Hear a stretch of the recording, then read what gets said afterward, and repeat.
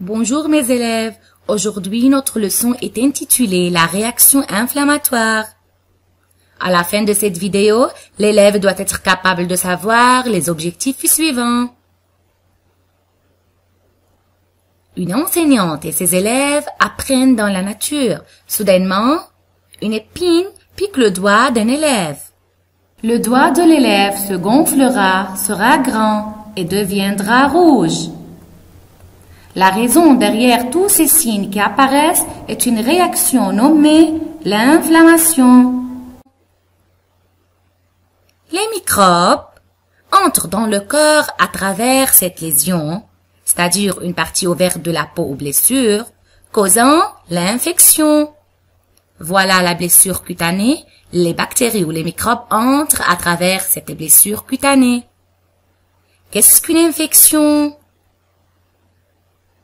Quand les pathogènes entrent dans le corps après une lésion de la peau par exemple, voilà la lésion de la peau, ils commencent à se multiplier comme le montre la figure suivante et envahissent le corps, causant une infection et commencent à endommager les cellules. Cette bactérie entre dans le corps, elle se multiplie et envahit le corps, causant une infection et commence à endommager ces cellules. Définir maintenant, mes élèves, l'infection.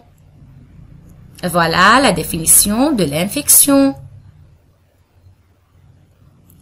Bravo, l'infection est l'envahissement, c'est-à-dire l'entrée ou l'invasion des microbes, et la multiplication, c'est-à-dire l'augmentation du nombre des microbes dans le corps.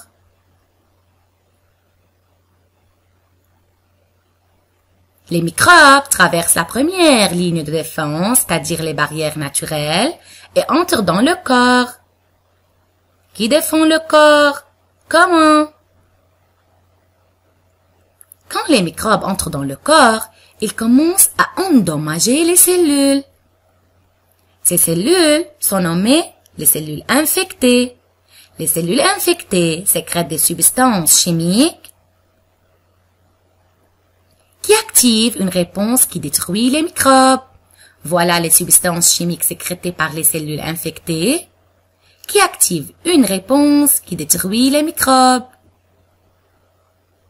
Cette réponse est nommée la réponse inflammatoire ou la réaction inflammatoire.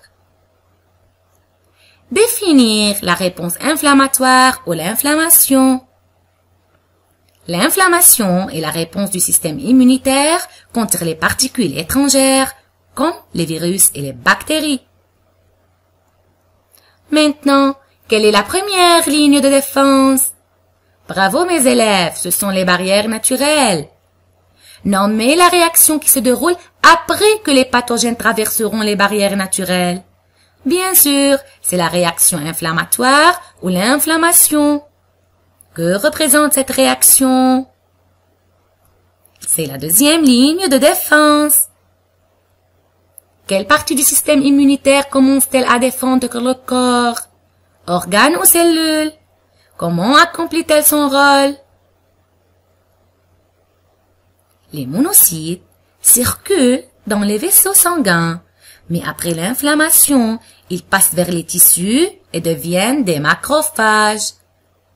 Ce processus est nommé la différenciation des monocytes, c'est-à-dire c'est le processus de devenir différent par la croissance et le développement. Voilà un monocyte dans le sang. Après l'infection, il devient un macrophage dans le tissu. Faisons maintenant la comparaison entre un monocyte et un macrophage. Le monocyte se situe dans le sang, mais le macrophage est dans le tissu.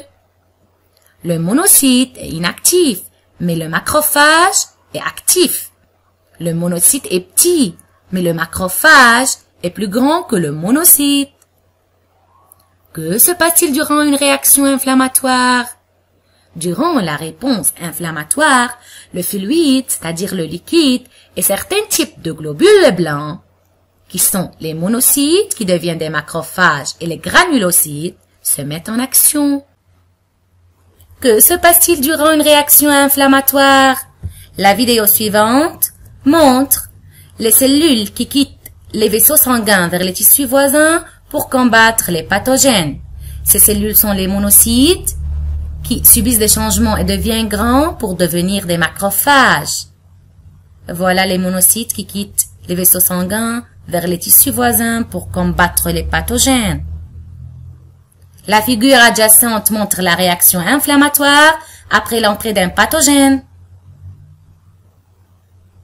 Maintenant, mes élèves, arrêtez la vidéo et donnez le nom des cellules sanguines blanches qui sont impliquées dans la réponse inflammatoire. Bravo, ce sont le monocyte et le granulocyte. Rappelons-nous maintenant des différents types de pathogènes. Ce sont les bactéries, les virus, les champignons et les protozoaires. Est-ce que la réaction inflammatoire change-t-elle son mode de défense quand le pathogène change? Cette vidéo montre que le macrophage a le même mode d'action, quelle que soit la nature du pathogène. La réponse inflammatoire est la même quelle que soit la nature du pathogène. Elle est appelée la défense générale du corps. Cette réponse est non spécifique. Soulignez la phrase qui justifie cette affirmation.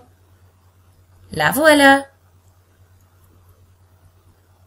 Le macrophage et le granulocyte attaquent le pathogène de la même façon de défense, quelle que soit sa nature, indépendamment de la forme, de la nature ou de l'identité du pathogène. Somme toute, les barrières naturelles sont les éléments de la première ligne de défense. La réaction inflammatoire est la deuxième ligne de défense. Ces cellules effectrices sont le monocyte et le granulocyte.